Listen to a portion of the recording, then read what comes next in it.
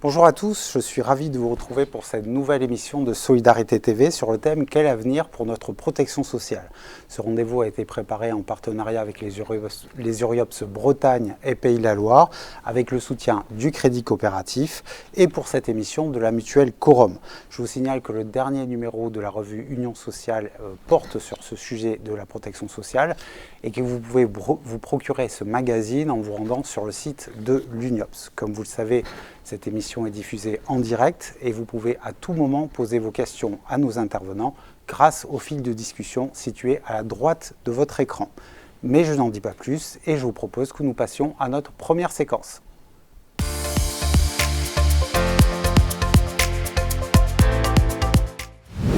La question est vaste et surtout éminemment politique, à quelques mois de l'élection présidentielle. Si notre modèle social est régulièrement remis en cause et fragilisé, il pourrait évoluer pour être peut-être plus adapté aux évolutions de notre société. Quelles sont les failles du système ? Faut-il intégrer de nouveaux risques ? Faut-il se situer dans une perspective plus préventive de la protection sociale? Pour répondre à toutes ces questions, j'accueille sur ce plateau Mickaël Zemmour, maître de conférence à l'université Paris-Panthéon-Sorbonne et co-directeur de l'axe politique socio-fiscale du LIEP, et Jérôme Voiturier, Bonjour. Directeur général de l'Uniops. Bienvenue à tous les deux. Avant de donner la parole à nos invités, je vous propose de découvrir un reportage sur la fondation Ildis, une entité bretonne qui a fait de la prévention un axe fort de son action.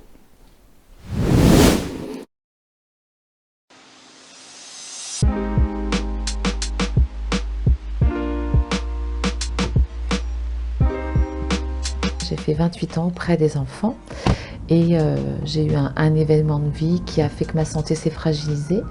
Et donc je me suis remise en question par rapport à mon travail d'infirmière où j'avais des difficultés à l'assurer. Et donc j'ai eu connaissance de ce poste de chargée de prévention. Je me suis dit j'y vais. T'es prêt? J'ai tout photocopié. Donc on est dans les objectifs, toujours favoriser l'entrée des bénéficiaires dans les associations locales dans un engagement solidaire, donner le goût de sortir, de rencontrer, d'échanger avec d'autres personnes. Le dispositif, il est récent, et en fait il existe parce qu'il y a eu un appel à projet suite à une loi 2015 pour justement favoriser l'autonomie des personnes.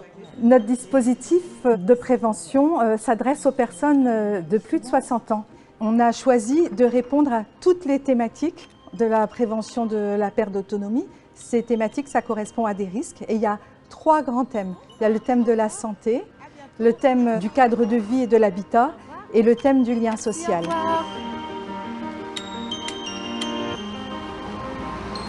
On est vraiment des partenaires locaux, que ce soit le dispositif, que ce soit là, comme ça se présente les élus de la commune de Saint-Égonec-le-Quéguinère. On est tout le temps en lien. La construction se fait ensemble et c'est pour ça que c'est une belle collaboration d'acteurs de territoire. C'est une conférence qui est sur la prévention des chutes à l'Okirec. Donc c'est une diffusion qu'on essaie de faire. Le dispositif est vraiment très riche parce que c'est jamais la même chose. Il n'y a jamais une journée type. Je mentirais en disant on fait ça comme ça. Merci, au revoir. C'est jamais pareil. On a des temps de bureau parce qu'on en a besoin et on a le terrain. Si on met un correcteur vert, je l'applique à quel moment? Avant le fond de teint ou soit après? Avant, sinon vous ressemblez à Shrek. D'accord? Toute la lèvre. Donc appliquez bien un petit baume pour les lèvres si jamais vous avez les lèvres un peu sèches. Le lien, et il est toujours existant. Moi, avec les enfants, j'avais du lien et je retrouve ça. Donc c'est quelque chose qui répond beaucoup à moi, à ce que je suis, cette importance de rencontrer des personnes et d'être attentif et voir ce que l'on peut ensemble faire. Ouais, t'as pas mis assez. J'ai peur d'en mettre trop aussi. Ça valorise tout le monde au final, je crois que c'est ça. Pour les personnes isolées aussi, c'est leur dire on n'est pas seul, ça c'est important. Des fois, ça demande une dynamique à tous. Ça me demande moi une dynamique, ça demande aux élus une dynamique, et ça demande en tant que personne une dynamique aussi, de se bouger. Donc ça, mais aussi c'est ça, c'est aller chercher en soi ces énergies positives.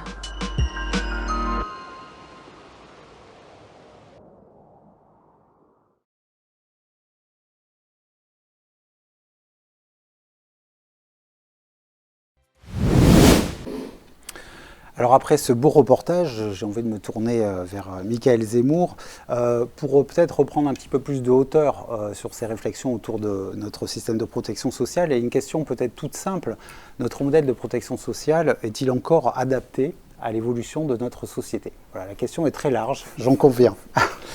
Le modèle de protection sociale, il a à chaque fois en lui-même un peu une image de la société et en même temps il passe son temps à évoluer. Quand il est mis en place en 1945, il se représente une certaine vision de la société, mais il a plein de problèmes. Par exemple, il est limité à la population salariée au sens le plus étroit du terme. Qui est assez limité à l'époque en plus. Qui est minoritaire à l'époque. Depuis, il y a eu des évolutions, il y a eu une universalisation par exemple des retraites ou de l'assurance maladie, donc il y a eu plein de progrès. Mais on peut citer des limites, par exemple, on a vu avec la crise sanitaire que les jeunes de moins de 25 ans sont exclus des minima sociaux. On sait que du côté de la dépendance, on ne fait pas ce qu'il faut. On sait que le système de retraite va être mis au défi de maintenir des retraites de haut niveau avec une population vieillissante. Et puis, si on voulait citer une dernière limite, on sait que les minima sociaux et beaucoup de prestations sociales sont familialisés et pas toujours adaptés aux situations familiales de séparation multiples. Voilà. Donc il y a beaucoup de choses qui peuvent évoluer, mais ça évolue dans le temps, par à-coup parfois. D'accord. Et pas assez vite selon vous? On va l'évoquer dans les limites que j'ai citées aujourd'hui, ça fait quand même longtemps qu'on les connaît, notamment concernant les jeunes. Je pense qu'on en est à 15 ans de rapport assez consensuel pour dire qu'il faudrait les intégrer à la couverture commune, notamment pour les minima sociaux. D'accord, très bien. Jérôme, par rapport à ce qu'a dit Michaël Zemmour, c'est quoi votre vision? Quelles sont les failles de notre système aujourd'hui de protection sociale? Je vais aller totalement dans le sens de ce que vient de dire Michaël. En effet, c'est un système qui a été créé à un moment précis d'histoire, à savoir la sortie de la Deuxième Guerre mondiale, avec une visée d'un système qui est pour les salariés, par les salariés, géré par les salariés. Donc on a vraiment une visée de retour au plein emploi. Toute la question de la dépendance n'a pas été réfléchie pour une raison très simple, c'est qu'à cette époque-là, l'espérance de vie est de 60 ans pour les hommes et de 68 ans pour les femmes. Donc la question de la dépendance et des retraites et de la dépendance ne se pose pas à l'heure actuelle, à ce moment-là. La question familiale, les politiques familiales, on est sur une visée nataliste et donc avec un modèle de famille, le père, la mère, les deux enfants, et donc on a une volonté d'avoir une politique nataliste et de renforcement de l'État, de la démographie. Donc la question des familles monoparentales, de l'aide à l'employabilité des femmes, et donc d'avoir une politique familiale qui permette de conjuguer une vie familiale et une vie professionnelle n'est pas réfléchie. Sur le handicap, là aussi, lorsqu'on est dans une visée d'employabilité, la question de l'employabilité des personnes en situation de handicap n'est pas conceptualisé. Donc on est sur une idée de prestation et d'établissement. Il faudra attendre la loi de 70 pour avoir la question de la citoyenneté des personnes en situation de handicap. Donc, vous voyez, toutes ces... Mais néanmoins, depuis 70 ans, il y a une évolution, enfin 70 un peu plus maintenant, il y a une évolution du modèle de protection sociale qui tente à courir après les évolutions de la société. D'accord, très bien.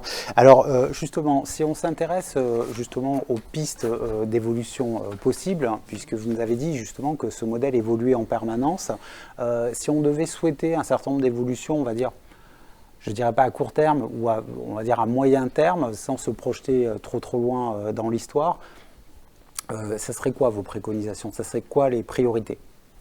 On peut citer là où il y a des trous et se placer à l'horizon, par exemple, des 5 ans, puisqu'on a un année pré-présidentielle. Exactement. La première chose qui me vient, c'est que ça concerne l'assurance chômage. On parle beaucoup de la dernière réforme, qui est une réforme assez antisociale, clairement antisociale, qui va diminuer les prestations. Mais une chose qu'on pourrait mentionner directement, c'est que la moitié des personnes au chômage à peu près ne sont pas indemnisées par l'assurance chômage parce que les critères sont trop restrictifs. Et donc on pourrait avoir, surtout dans une période d'instabilité, une assurance chômage plus couvrante. On pourrait donner un statut social à la jeunesse, là je l'ai dit tout à l'heure, mais les rapports se multiplient, à minima pour lever la clause d'âge dans l'accès aux minima sociaux. Donc faire en sorte que quand on est sans ressources à moins de 25 ans, on puisse toucher le RSA par ailleurs et minima sociaux par ailleurs, qui serait conséquent de revaloriser. Donc ça fait 2 pistes. Et puis dans les défis à moyen long terme, il y a la question de l'assurance santé. Il Il y a des débats en ce moment autour de la grande sécu, c'est-à-dire de faire reculer la part des complémentaires et d'augmenter la part de la sécurité sociale. Et puis, on pourrait aussi parler de la dépendance ou des retraites, qui là sont des défis plutôt à 5 ou à 10 ou à 15 ans. D'accord, très bien. Jérôme, moi j'aimerais vous entendre évidemment sur les pistes d'amélioration. L'UNIOPS s'est beaucoup battu, se bat depuis extrêmement longtemps sur ce fameux 5e risque. Certains parlaient d'arlésienne, on entendait toujours parler, mais on ne la voyait jamais arriver. Est-ce que, selon vous, ce 5e risque, cette question de la dépendance, est une vraie priorité de notre système de protection sociale aujourd'hui? Et si vous voyez d'autres sujets, n'hésitez pas. Merci. En effet, moi je vois les deux extrêmes des âges qui sont certainement des priorités. La jeunesse, Mickaël en a parlé, en effet, lorsqu'on regarde le taux de pauvreté des jeunes, il s'accroît. C'est-à-dire qu'on a une population de moins de 18 ans qui est à près de 20% en situation de pauvreté. Je rappelle que la moyenne nationale, enfin la moyenne nationale est de 14%. Donc on a un vrai défi à avoir sur une politique de la jeunesse. On s'est rendu compte pendant la crise sanitaire que la jeunesse était très très touchée. On a par ailleurs, il y a des débats sur l'évolution des minima sociaux à 18 ans et le côté désincitatif à rentrer dans le marché du travail. Personnellement, on n'y croit pas. Donc c'est vraiment un débat qu'on doit porter pendant la présidentielle. Autre extrême de l'âge et de la vie, la dépendance, le 5e risque.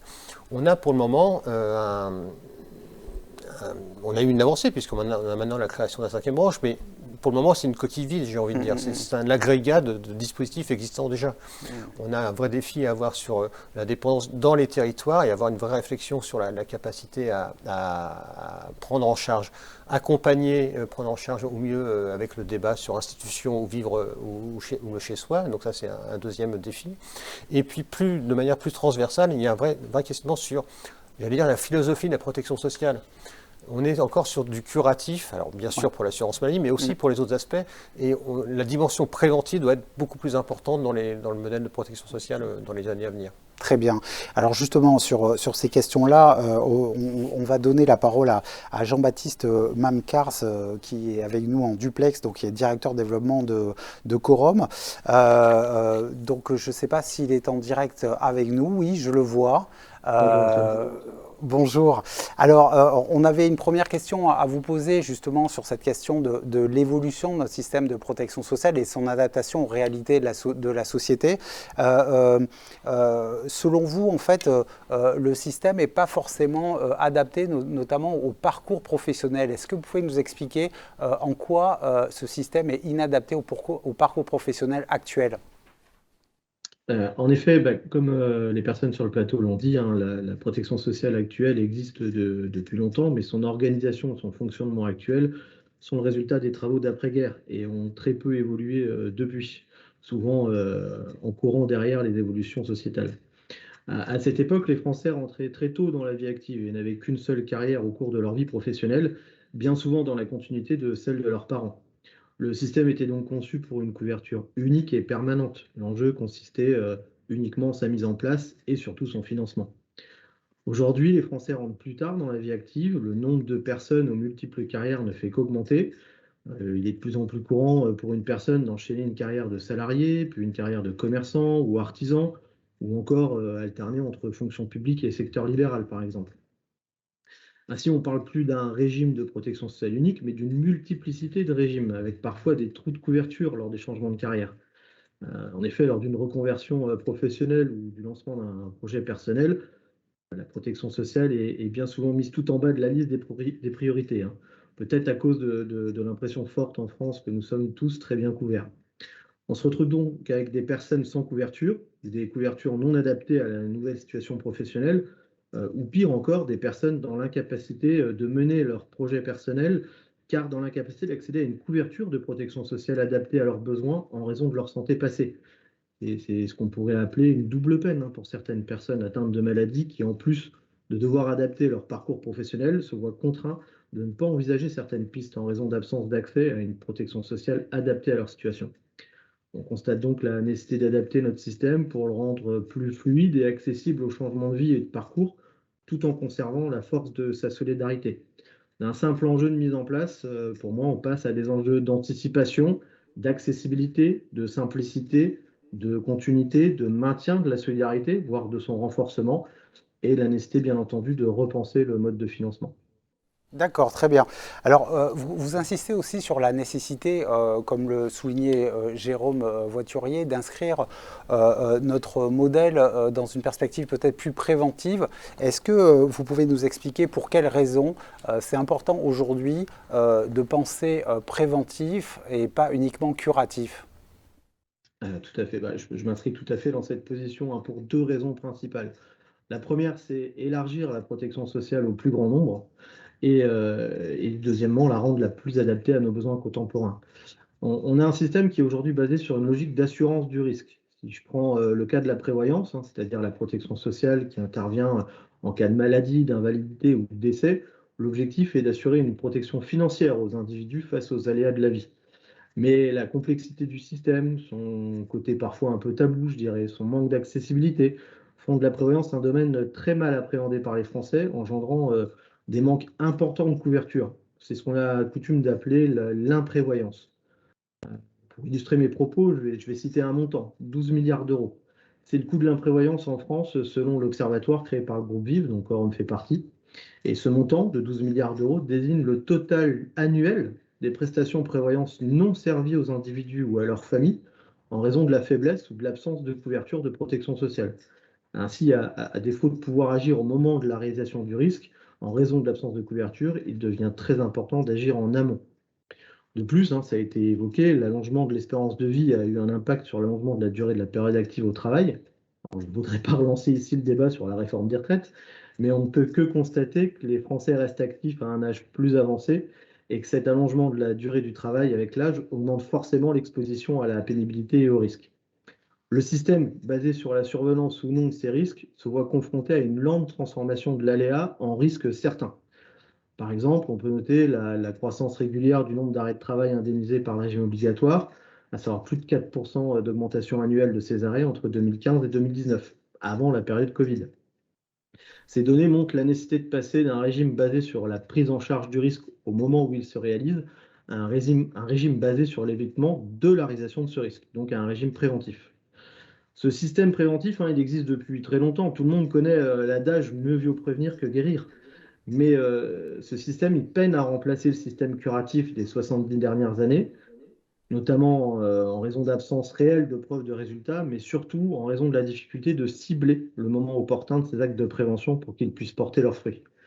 La prévention de masse, comme par exemple la lutte contre le tabac, peut être en partie efficace, mais il convient maintenant de passer à une prévention plus ciblée, en agissant par exemple sur la qualité de vie au travail, sur la détection en amont des facteurs de risque, sur la formation individuelle et collective. Cette prévention doit faire partie intégrante, à mon sens, de la protection sociale, qui du coup doit s'appuyer sur 3 volets: prévention, protection et risque. On a la chance d'avoir des dernières innovations technologiques comme l'informatisation et le développement des algorithmes prédictifs qui devraient nous permettre d'aller rapidement vers une prévention ciblée au bon moment. D'accord, très bien. Bah, écoutez, je vous remercie beaucoup, Jean-Baptiste Mamkars. Dans le droit fil de nos échanges, je voudrais que nous écoutions une contribution de David Jez, enseignant à l'Institut des études politiques de Paris, auteur de Le Nouveau Modèle français, et qui propose plusieurs pistes d'avenir. On l'écoute et on en parle.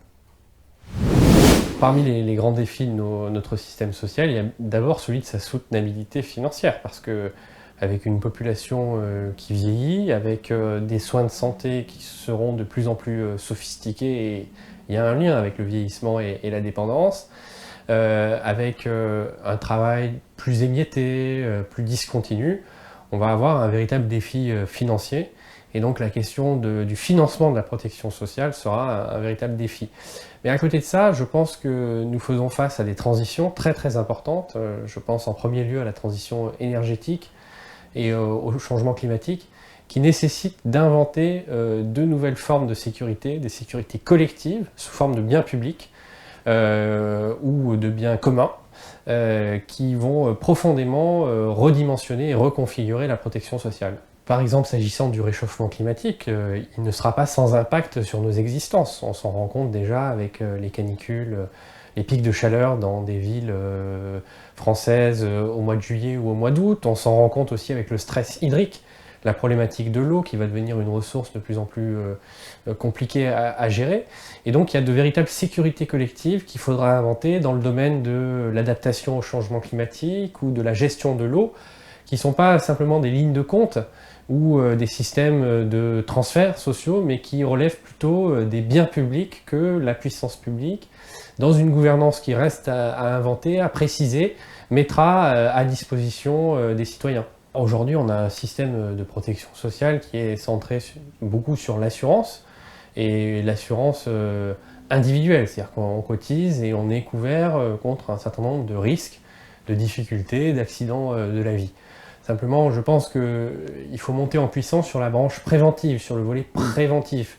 Par exemple, s'agissant de la dépendance, ce qu'il faudra construire demain, c'est des systèmes dans lesquels on imagine un parcours de vie qui ne soit pas simplement le passage un peu abrupt du logement individuel à l'EHPAD quand il n'y a plus aucune autre solution, mais plutôt l'idée d'une évolution et d'un parcours résidentiel, d'un équipement, d'une adaptation, d'une prise en compte par le soin de la personne. Et ça suppose effectivement de développer des sécurités collectives qui sont un peu plus sophistiquées que celles qui existent aujourd'hui.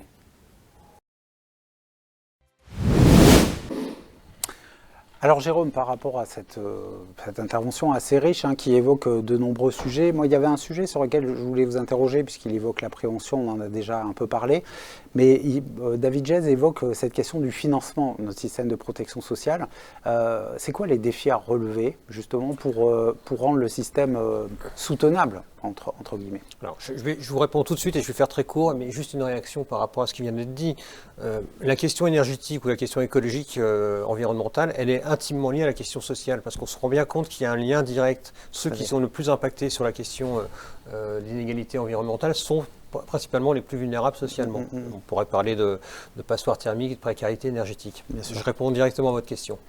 La France consomme près de 30% de son PIB à la protection sociale. Alors, je sais qu'il faut retirer, relativiser, et 20 points de ce 30% ne sont que des transferts entre les différentes catégories. Néanmoins, ce chiffre est souvent mis en avant par ceux qui remettent en cause le système de protection sociale. Deuxième constat, par son mode de financement, c'est-à-dire encore basé à près de 66% par des cotisations sociales, on a sur les 2 dernières années une diminution de l'activité et eu un besoin de prestations sociales plus fort. Donc on va avoir un chiffre encore plus conséquent, au moins aussi conséquent de part de protection sociale dans le PIB. On a en gros 5 possibilités pour financer la protection sociale. On a la première possibilité qui est une cotisation sociale telle qu'on le connaît à l'heure actuelle, avec tout le débat qu'on a derrière sur la productivité, sur la compétitivité par rapport aux autres pays. On a une autre manière qui est la fiscalisation, qu'on sent de plus en plus avec la création et la montée de la CSG, avec derrière la question du consentement à l'impôt. On peut avoir également la budgétisation, c'est-à-dire reprendre dans le budget de l'État des cotisations, enfin des financements qui étaient faits d'abord par des branches. Ça a été le cas en 2015 dans la réforme de l'assurance, dans la politique familiale. On a également une possibilité d'avoir des assurances complémentaires qui financent, enfin les mutuelles, pour être très, très clair, ça représente à peu près 10% de l'assurance maladie à l'heure actuelle. Et puis on a un 5e modèle. Je vous dis tout de suite, moi je ne vais pas là-dessus, enfin en tout cas je pense qu'on n'est pas de dire une assurance privée, chacun gère et s'assure individuellement. Bon. Pour chaque modèle, on a des avantages et des inconvénients. Il y a un mixte à faire, en tout cas, à la fois en maintenant ce lien salarial, bien sûr, mais aussi en ouvrant les capacités de financement par l'impôt, par le budget. D'accord, très bien. Alors justement, Jérôme Voiturier évoque 5 pistes, 5 modèles. Est-ce que vous partagez ce point de vue déjà? Et puis, est-ce qu'il y a un modèle peut-être qui retient votre attention? Peut-être les assurances privées, je ne sais pas. Globalement, le diagnostic est juste. Effectivement, on peut avoir plusieurs sources de financement, publiques ou privées. J'aurais tendance à dire qu'en France, on a passé beaucoup de temps à chercher le bon mode de financement, comme s'il y en avait un magique. Alors, on a chargé les cotisations sociales de tous les maux, on a dit que la TVA était mieux, etc. Et en réalité, peut-être la première question n'est pas de savoir le bon mode de financement, ils ont tous des avantages et des inconvénients, mais de se demander quelle est la part de socialisation qu'on veut dans la société. C'est-à-dire que pour les raisons qui ont été évoquées tout à l'heure, le risque augmente. on va avoir une population retraitée plus nombreuse, il y a la question de la dépendance, les dépenses de santé augmentent avec les technologies, et puis il y a de l'instabilité sur le marché du travail. Et donc face à ça, la question, c'est de savoir, est-ce qu'on va couvrir ce risque? Et couvrir ce risque, ça veut dire soit plus d'argent public, donc plus de prélèvements obligatoires, soit privatiser. Et la privatisation, ça va en général de pair avec plus d'inégalités et des défauts de couverture. Et donc du coup, il y a un débat à avoir, jusqu'où on couvre, quel est par exemple le bon niveau de vie à la retraite par rapport à la période active, comment est-ce qu'on prend en charge les soins de santé, ça c'est une question. Mais sur ces questions de financement, on voit que les politiques publiques actuelles, notamment celles du gouvernement actuel, mais ça remonte au gouvernement Sarkozy, ont tendance à mettre dans la main des Françaises et des Français le marché inverse, en disant on vous propose du pouvoir d'achat, du net, du cash, en échange, travailler plus pour gagner plus. Travailler plus pour gagner plus, et puis c'est les primes Macron, c'est les heures sub défiscalisées, c'est tout ça. Et donc on diminue le financement de la protection sociale, en échange de plus de cash, mais d'un autre côté, fatalement, derrière, on est moins couvert. Il va falloir avoir recours à des solutions privées. Donc là, il y a vraiment un débat ou une bifurcation possible.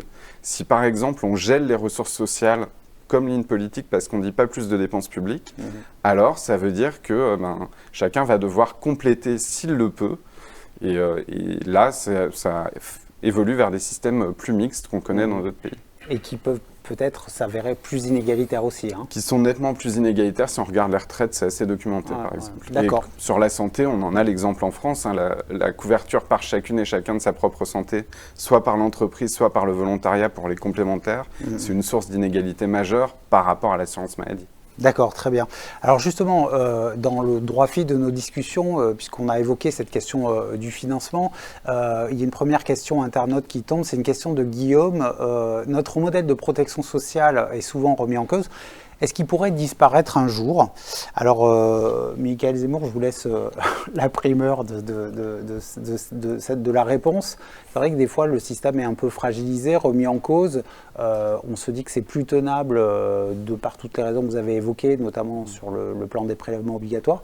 Est-ce qu'on peut envisager, peut-être à plus long terme, que ce modèle, qui est un peu le trésor français, je ne sais pas dans la caricature de dire ça, disparaisse? Bon, il y a de la protection sociale, publique, sociale, dans tous les pays avancés, capitalistes. Et donc, je ne lis pas l'avenir, mais il n'y a rien qui laisse prévoir que le modèle puisse disparaître. Par contre, il peut faire des choses ou évoluer. La retraite, il y a 40 ans, c'était une sorte de revenu minimal, ou 50 ans. Aujourd'hui, c'est quasiment un salaire pour les personnes en retraite. Le chômage, il y a quelques années, il couvrait mieux les personnes au chômage que ça n'est le cas aujourd'hui. Et donc, il peut changer de fonction ou mieux répondre aux défis. Disparaître, je ne pense pas, mais on peut avoir une protection sociale clairement plus néolibérale, où chaque centime doit être gagné au travail, et si vous n'avez pas assez travaillé, vous serez moins protégé. C'est le fameux conditionnement des aides sociales. Oui, c'est un certain nombre de systèmes à points, où c'est un peu le sens de la dernière réforme d'assurance chômage, ou alors on peut avoir des systèmes plus sécurisants, avec des sécurités un petit peu plus garanties, un peu plus collectives. D'accord, très bien. Jérôme Voiturier, pour conclure peut-être cette séquence, ça sera quoi l'avenir de notre... Moi, je ne pense pas qu'il puisse disparaître. Par contre, il faut être très vigilant. Pour trois raisons. La première, c'est que pendant la crise, on s'est rendu compte de tout le bénéfice qu'on pouvait avoir d'un système de protection sociale et du système de protection sociale français. On s'en sort plus ou moins bien que d'autres pays, et il faut saluer aussi l'interventionnisme de l'État pendant cette période, mais aussi le filet de sécurité qu'a constitue la sécurité sociale. Deuxième élément qui me fait dire qu'il y a du risque, mais peu de risque de disparition, c'est les études d'adhésion des Français au système de protection sociale. Je regardais ça pour préparer l'émission. On a quand même une grande majorité des Français qui sont très attachés à leur système de protection sociale. Même si des questions apparaissent. On voit une évolution, par exemple, sur les questions sur est-ce que seuls les cotisants doivent être bénéficiaires. On voit que ça évolue. Néanmoins, il y a une adhésion forte sur le système de protection sociale. Troisième élément, c'est que le système de protection sociale, c'est le socle de nos valeurs républicaines. C'est le socle du vivre ensemble. De notre vivre ensemble. Et donc, remettre en cause le système de protection sociale, ça aura des incidences beaucoup plus larges que la pure question économique du système de protection sociale. Je renvoie à une étude qui a été faite par le CREDOC il y a 2 mois, qui montrait qu'il y avait un lien direct entre le fait d'être bénéficiaires, ou en tout cas d'être en droit de bénéficier du système de protection sociale, est l'adhésion aux institutions et la remise en cause des institutions. Ah oui, oui. Et donc, avec la conclusion de l'étude du CREDOC était assez intéressante, puisqu'elle disait en gros, les personnes qui auraient pu estimer pouvoir bénéficier du système de protection sociale et qui n'en ont pas bénéficié pour différentes raisons, étaient beaucoup plus enclines à légitimer même des actions violentes contre les institutions. Donc il y a un lien direct entre l'adhésion au corpus national, enfin en tout cas à la cohésion nationale, et le fait d'avoir un système de protection sociale qui protège par définition. Très bien. Michael Jérôme, je vous remercie beaucoup pour toutes ces réflexions passionnantes. Nous avons bien vu lors de cette première séquence que les pistes de réflexion sont nombreuses quand il s'agit d'envisager notre système de protection sociale sur un plan global. Mais la protection sociale, ce n'est pas simplement des budgets et des transferts sociaux, c'est aussi des acteurs qui la font vivre partout dans les territoires. Et justement, eux aussi sont en train de vivre un certain nombre de mutations au travers de la transformation de l'offre sociale et médico-sociale. C'est ce que nous allons aborder lors de notre prochaine séquence. Pour débuter celle-ci, je vous propose de découvrir le dispositif L'Ancrage, une initiative bretonne dans lequel la mixité des publics est un vrai marqueur d'avenir.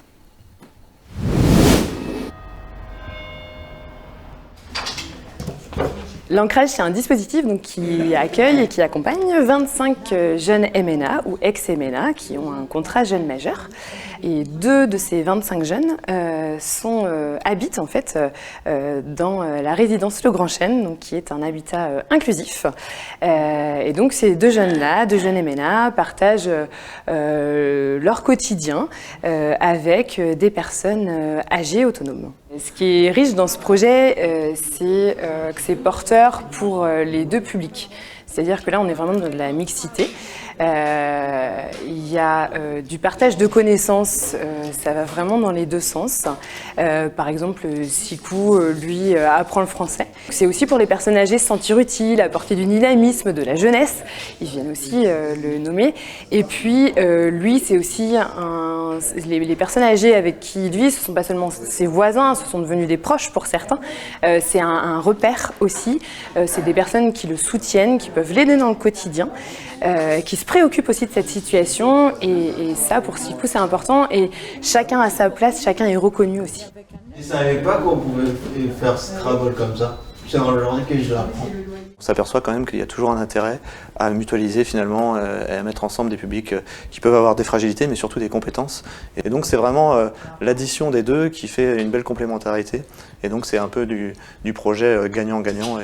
Et donc on s'est servi de notre savoir-faire du côté des ITEP notamment, d'IME, mais aussi de tout ce qu'on fait avec le soutien à la parentalité et la pérédance dans ce cadre-là, pour le transférer finalement sur un nouveau projet, et c'est plutôt une réussite jusqu'ici.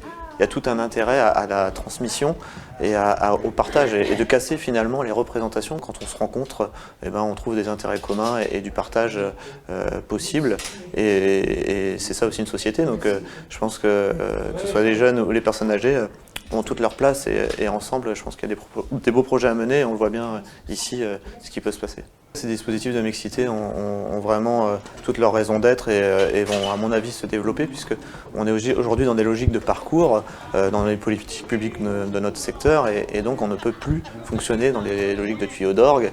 Et on voit bien qu'on doit lever des freins administratifs, des freins financiers, mais qu'aujourd'hui, on a quand même beaucoup plus de possibilités d'action, et qu'à travers les parcours, on arrive à faire de la mixité.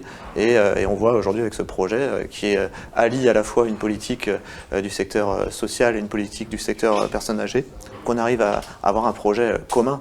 Et c'est bien le sens des logiques aujourd'hui inclusives, des logiques intégratives, de la logique parcours, et que ce soit dans le champ du handicap, dans le champ social, dans le champ du droit commun, tout simplement. Donc on est vraiment dans cette logique-là aujourd'hui de lever les barrières, même s'il y a encore beaucoup de chemin à faire, mais on avance quand même depuis un certain nombre d'années, et ça s'accélère aujourd'hui. Oh la Jacqueline, en plus c'est comme elle nous a mis ça.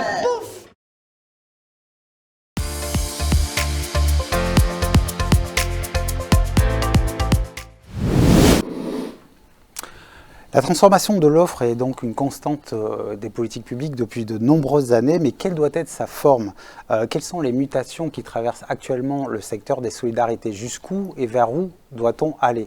Pour répondre à toutes ces questions qui concernent en premier chef les acteurs de terrain, je suis ravi d'accueillir sur ce plateau Denis Piveteau, président de chambre à la section contentieux du Conseil d'État et auteur, on le sait, de plusieurs rapports sur la société inclusive, et David Potier, directeur général de l'AREAMS, une association vendéenne qui intervient notamment dans le champ du handicap, de la protection de l'enfance et de la lutte contre les exclusions. Alors Denis Piveteau, je me tourne vers vous pour notre première question.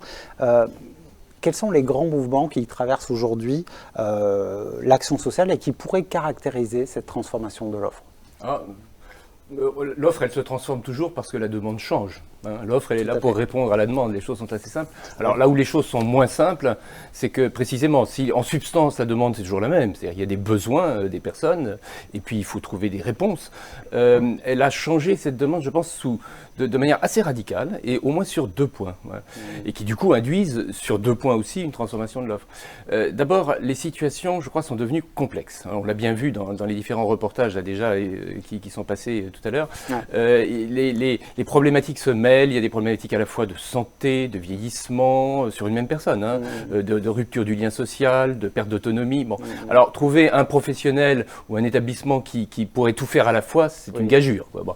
Et puis, dans le même lien, dans le même esprit de la complexité, je crois que la problématique de la rupture devient vraiment le paradigme explicatif de beaucoup de désaffiliation, de beaucoup de désocialisation. C'est-à-dire la rupture et toutes ses conséquences. Ça commence par une rupture de santé ou une rupture dans l'emploi ou une rupture dans le cercle relationnel et puis voilà, il y a c'est la chute. Et c'est la chute et en fait, du coup tous les fils s'en vont et d'une certaine façon si on arrive après, on arrive trop tard. Ou on arrive à un moment où c'est toujours la même idée, on peut pas, personne ne pourra tirer tous les fils à la fois. Donc d'où alors ça a été dit tout à l'heure les questions de parcours.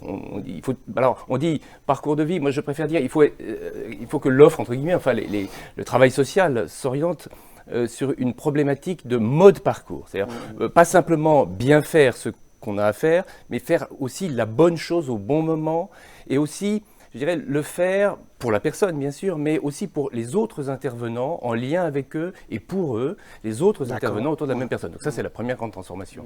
Bon, et puis si je peux en glisser une deuxième, parce qu'elle a au moins autant d'importance que la première, c'est que la demande, elle change aussi dans sa nature. Les personnes, elles veulent aujourd'hui, personnes âgées, personnes handicapées, mais d'autres publics, veulent être actrices de leur parcours. Elles veulent plus se laisser cataloguer comme une personne âgée, un pauvre, une personne handicapée. Bon. Et elles ont un droit fondamental, au fond, à contribuer à la société avec ce qu'elles sont, et pas simplement malgré ce qu'elles sont. Et ça, c'est un cri, quoi. C'est une vraie revendication ancienne, mais la société a été un peu dure de l'oreille.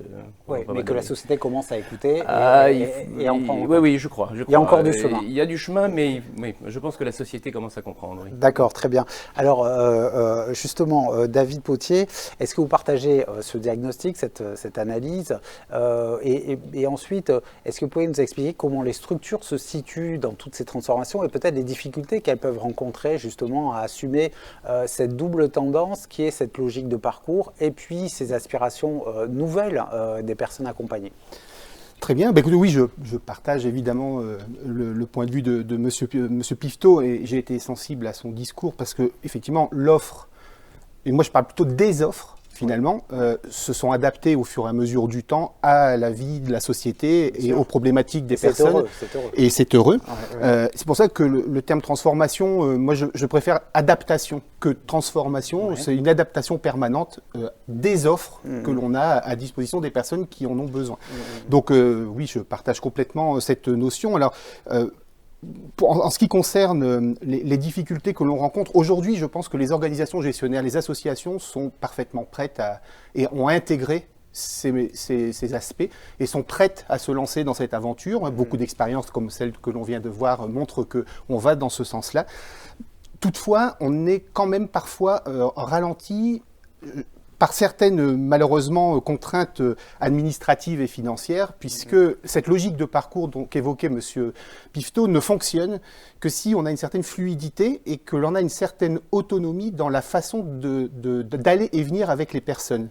Je m'explique, c'est-à-dire que si une personne a besoin à un moment donné d'être à son domicile, elle peut être à son domicile. Potentiellement, elle pourrait avoir besoin dans son parcours de revenir en institution, il faudrait que ce soit possible. Ouais. Or, pour que ce soit possible, il faut que nos habilitations et nos agréments évoluent. Bien sûr. Parce qu'aujourd'hui, nous avons des agréments qui sont très figés, ciblés, et passer de l'un à l'autre n'est pas forcément aisé. Ça, c'est voilà, par rapport à la logique de parcours, et pour l'agrément des établissements, mais pour les notifications aussi des personnes. Puisque les personnes, aujourd'hui, ont une notification pour un établissement, pas forcément pour un parcours qui va nécessiter des allées-venues entre différents dispositifs. C'est-à-dire qu'il faudrait faire des notifications multiples. Alors, multiples ou généralistes, c'est-à-dire confier à un dispositif. D'ailleurs, c'est un peu le pendant, c'est la mise en place de plateformes aujourd'hui, avec entre guillemets un guichet unique où la personne entre et puis on a un plateau d'actions, de dispositifs. Et le deuxième frein, si je peux me permettre, qui est lié à l'autodétermination qu'évoquait Monsieur Pifto, c'est pour les professionnels la question du dilemme éthique. C'est-à-dire qu'on est confronté en permanence à comment accompagner une personne dans son choix quand nous, travailleurs sociaux, on estime que ce n'est pas forcément le bon choix. Et ça, c'est un dilemme éthique qui n'est pas forcément facile à aborder et qui nécessite, on y reviendra peut-être tout à l'heure, un management particulier. On va y revenir, c'est le fameux dilemme entre le besoin de la personne et son désir. Hein. On est bien ça. D'accord, très bien. Alors justement, pour enrichir nos échanges sur la difficulté des acteurs, justement, à mener cette fameuse transformation, cette adaptation de l'offre, je voudrais qu'on donne la parole à Nathalie Perret-Launay, directrice de l'Uriops Bretagne. Nathalie, est-ce que vous m'entendez ? Je vous entends très bien, Antoine. C'est parfait. Donc, la première question qu'on voulait vous poser, c'est un peu la même que celle qu'on a évoquée avec David Potier. C'est quoi les grandes difficultés auxquelles se heurtent les acteurs de la solidarité, les structures, pour, les acteurs et actrices bretons, pour mener cette transformation de l'offre ?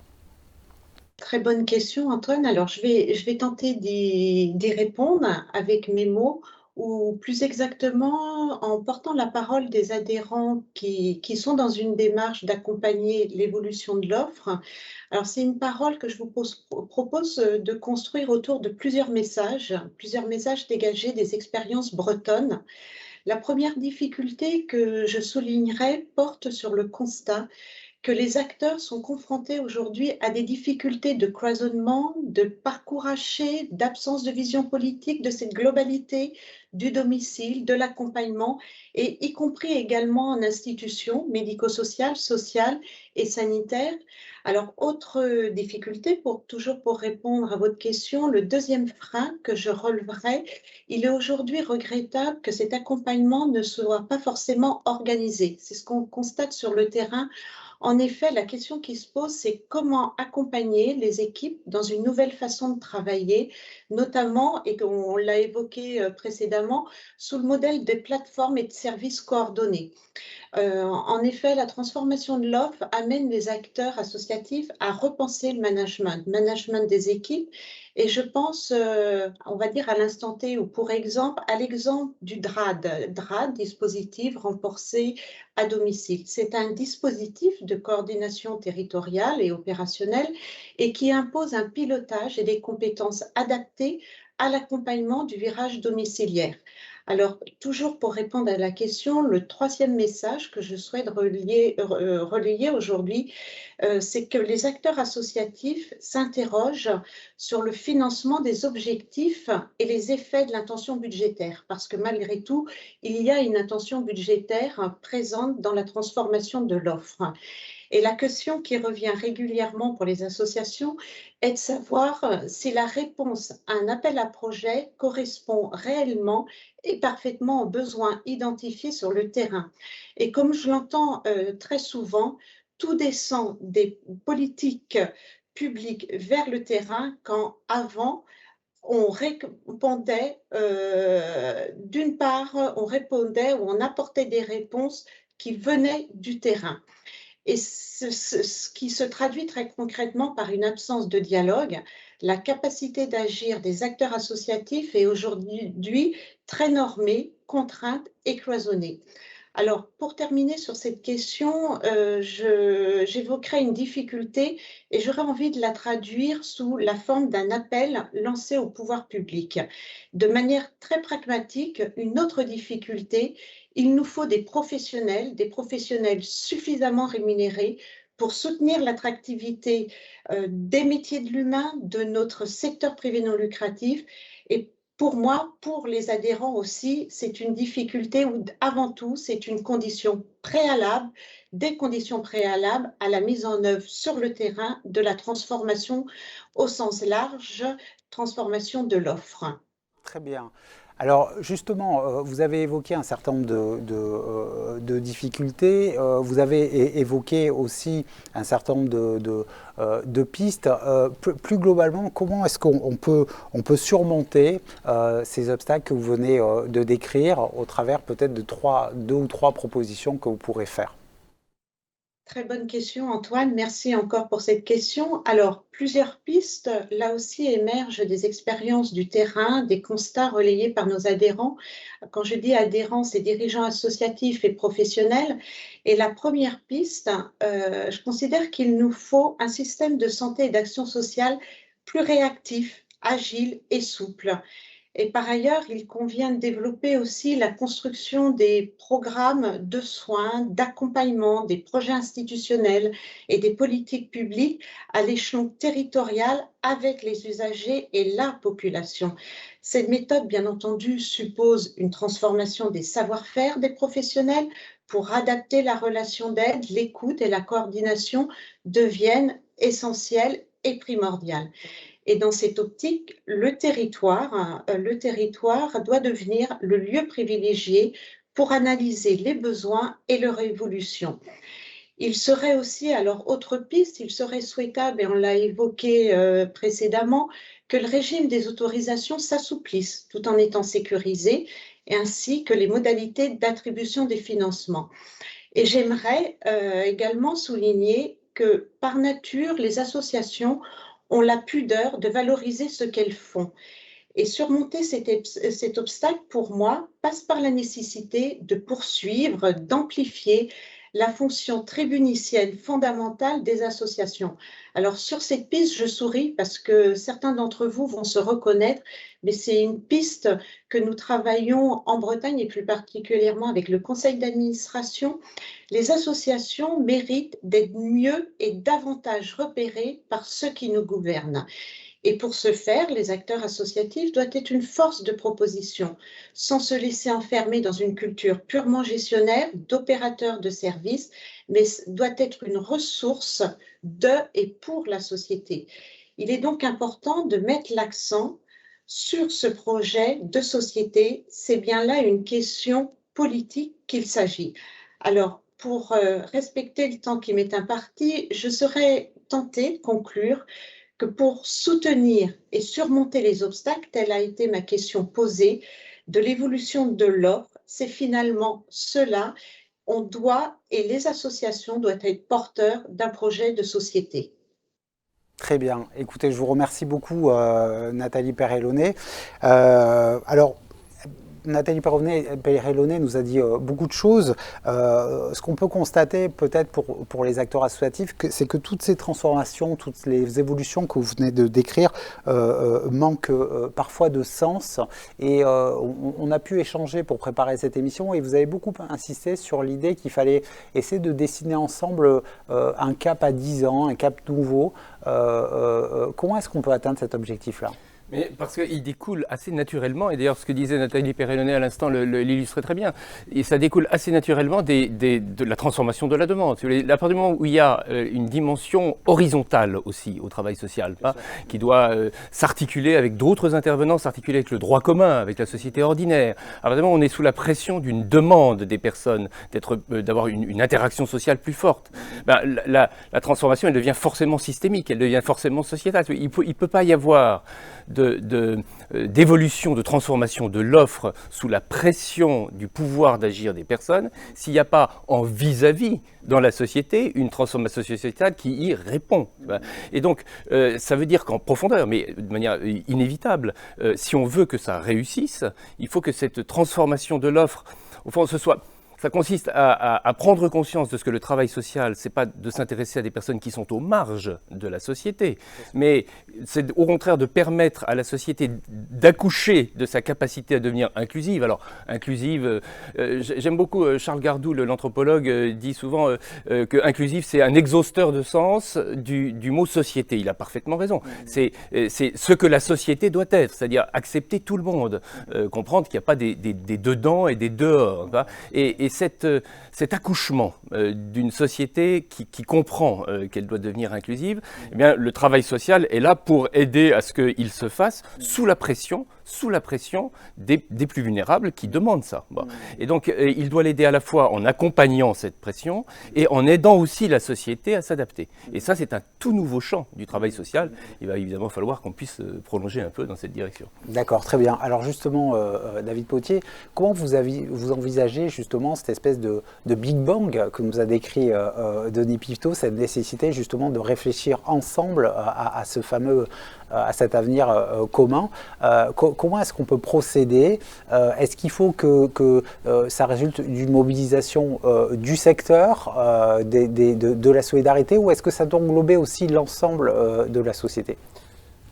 Comme le disait M. Pifto, je pense que ça doit englober l'ensemble de la société. Aujourd'hui, cette évolution dont on parle des établissements sociaux et médico-sociaux, on a coutume de dire que dans notre secteur, on travaille beaucoup en partenariat. Si nos partenaires n'évoluent pas au même rythme que nous, il est bien évident qu'il va y avoir des décalages inévitables et des freins, une fois de plus, à l'inclusion des personnes dans la société. C'est inévitable. On a beaucoup d'expériences, notamment avec nos collègues de l'éducation nationale. Et si on ne travaille pas en lien étroit avec eux et qu'on n'évolue pas en même temps, alors évidemment, on ne pourra pas accompagner les personnes de manière efficace et efficiente. Donc c'est vraiment un vrai phénomène de société, et il faut que la société prenne en compte le fait que la prise en charge, l'accompagnement d'une personne n'est pas simplement l'adage d'un éducateur qui va l'accompagner là au quotidien. C'est que l'éducateur travaille avec l'ensemble des partenaires du droit commun, la santé, l'éducation, le sport, le loisir, et tout ça doit évoluer ensemble.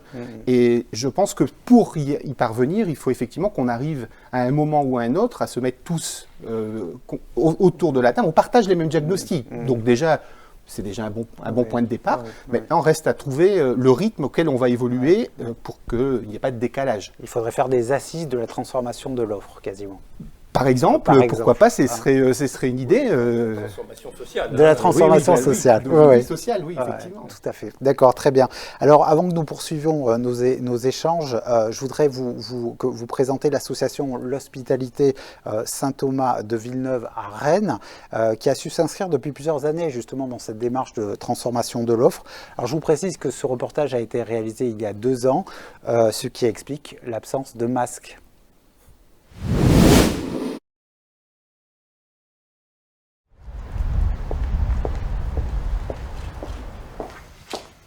Donc le projet Pas dans les murs, c'est une réponse au maintien à domicile des personnes en situation de dépendance qui nous permet d'agir au domicile des personnes en coordonnant l'action des services existants, des services d'aide à domicile, en apportant notre expertise gériatrique, en particulier l'envoi de professionnels de l'EHPAD, et puis en sécurisant également la personne à son domicile, en nous permettant d'agir si effectivement la personne était en difficulté.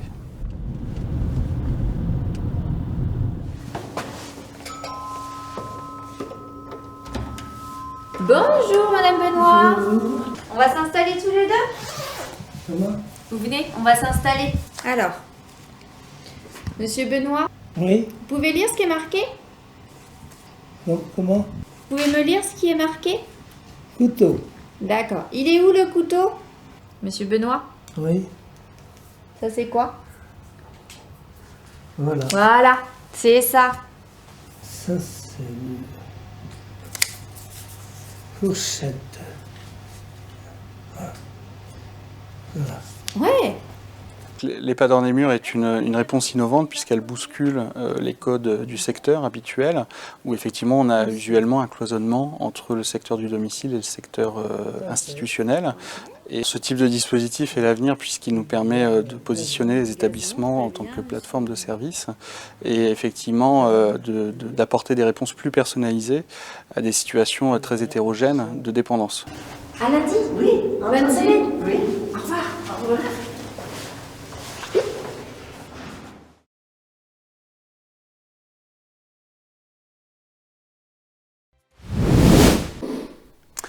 Alors, Denis Pifto, on a évoqué énormément de tendances à cette transformation, un peu toute la nature de ces transformations, mais aussi un certain nombre de difficultés. Si on s'intéresse non plus aux structures, mais aux professionnels, ça peut mettre en difficulté les professionnels, hein, toutes ces évolutions.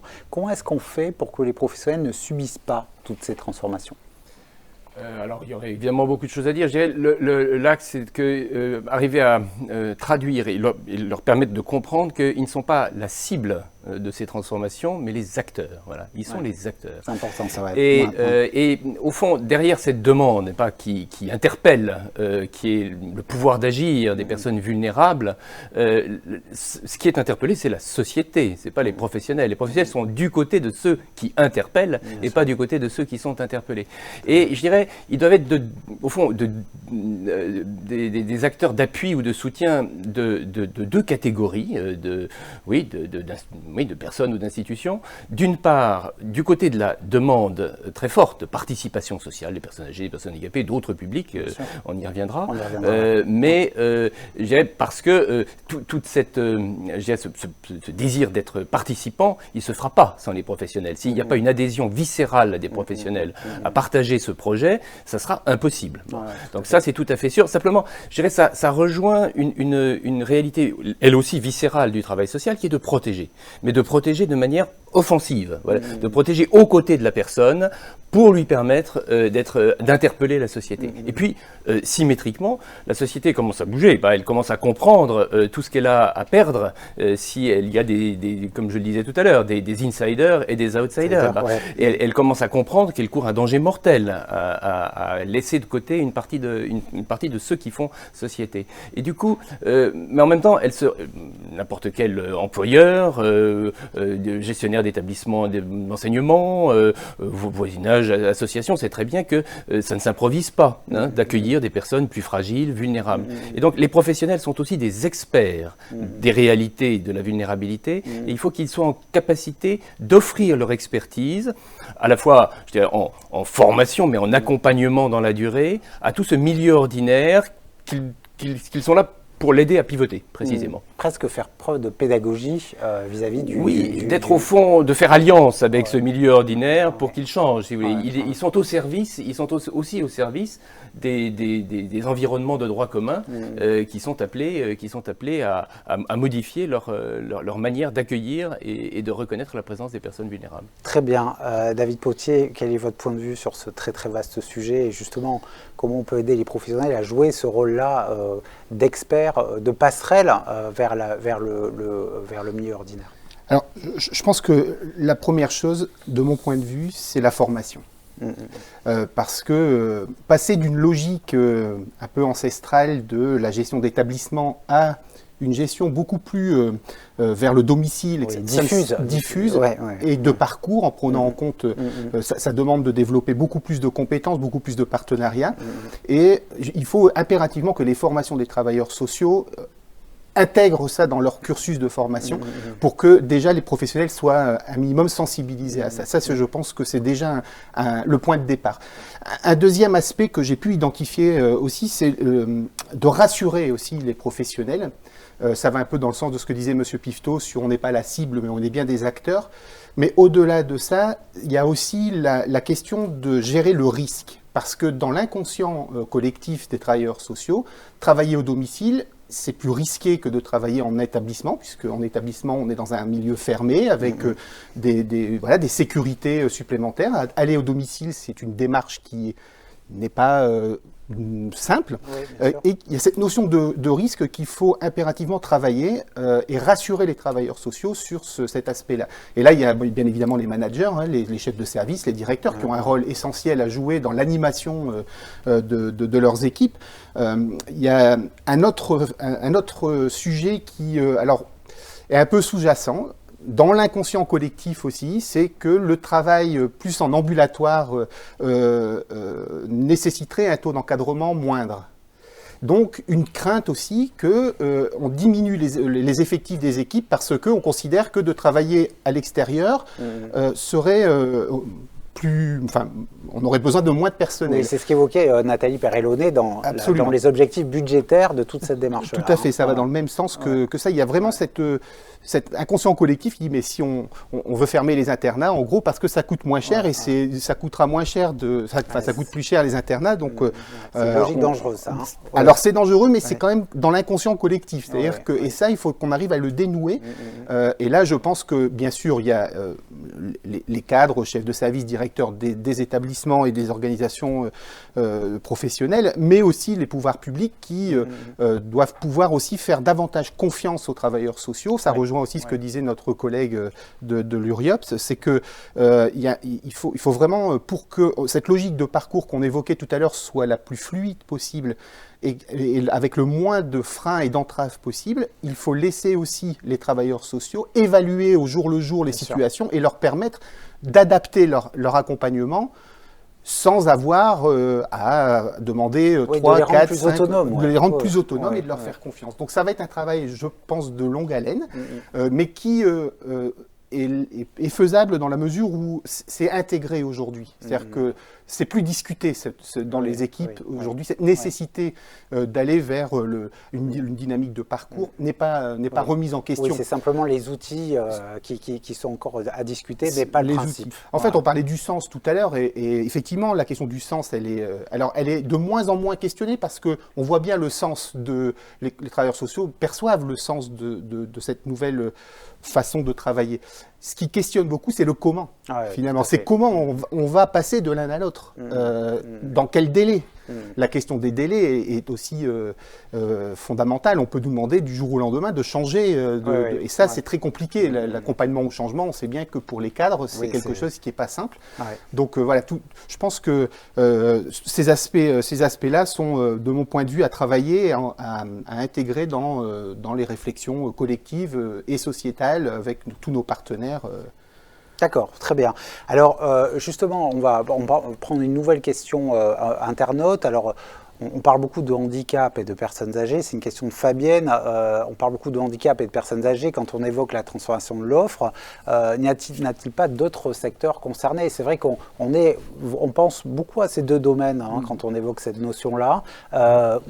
Voilà, est-ce que c'est limité à ces deux domaines-là ou est-ce que ça couvre plus largement tous les secteurs? De mon point de vue, ça couvre tous les secteurs, en tout cas du social et du médico-social. La protection de l'enfance est particulièrement aussi engagée dans cette démarche. Depuis très longtemps, l'offre s'est adaptée avec les accueils modulables, les accueils séquentiels, justement avec des allers-retours en famille, en internat, pour vraiment coller au plus près aux besoins des enfants. Donc le secteur des demandeurs d'asile, pareil, les choses évoluent. On est en complet questionnement avec l'évolution de la migration qui est en train de reprendre, on va dire, une envergure importante.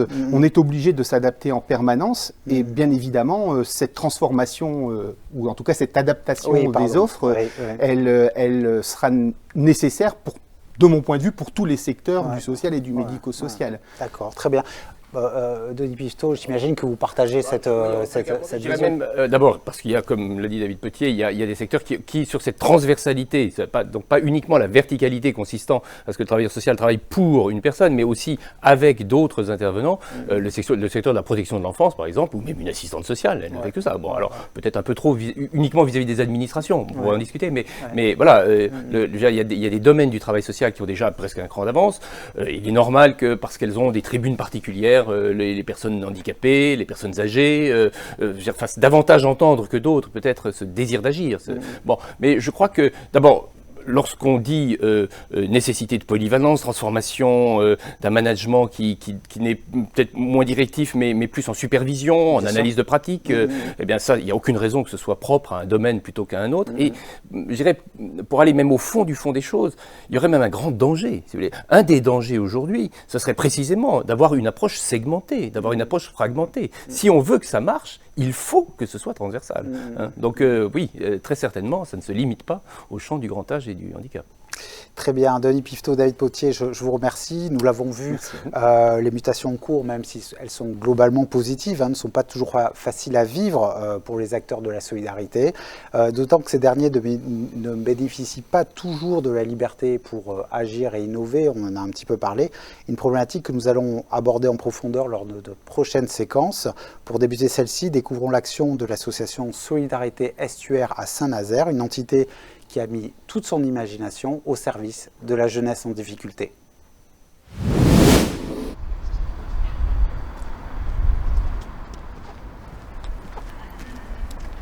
Bonjour. Bonjour. Bonjour. Voilà Emma qui va intégrer son logement. Emma elle est rentrée sur le dispositif de l'entre-deux il y a quelques mois et ça y est, on a trouvé son logement. Le dispositif l'entre-deux, c'est un dispositif de logement accompagné pour des jeunes de moins de 25 ans qui sortent de l'aide sociale à l'enfance ou qui sont passés dans leur parcours par l'aide sociale à l'enfance.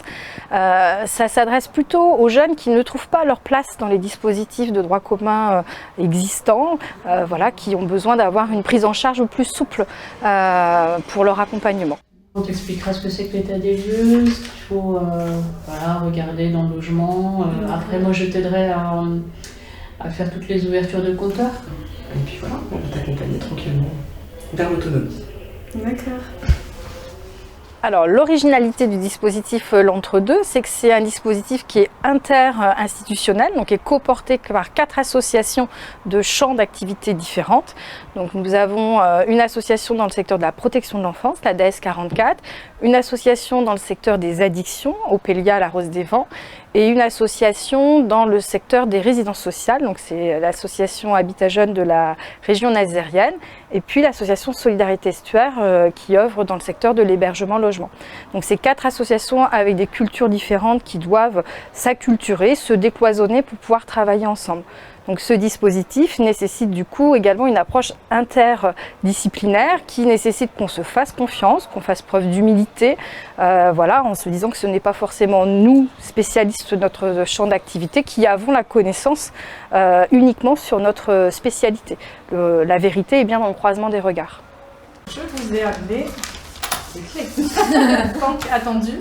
Voilà, pour que vous ayez les doubles des clés. Du coup, vous allez décacheter l'enveloppe, vous allez le faire semblant. On est content. Bien. Bien, on est content. Voilà, ça va vous permettre de pouvoir rentrer chez vous.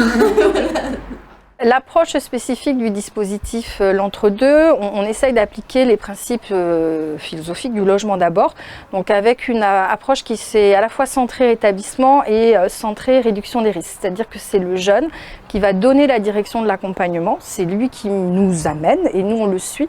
Donc ça nécessite qu'on adapte notre accompagnement, qu'on soit sur quelque chose de souple.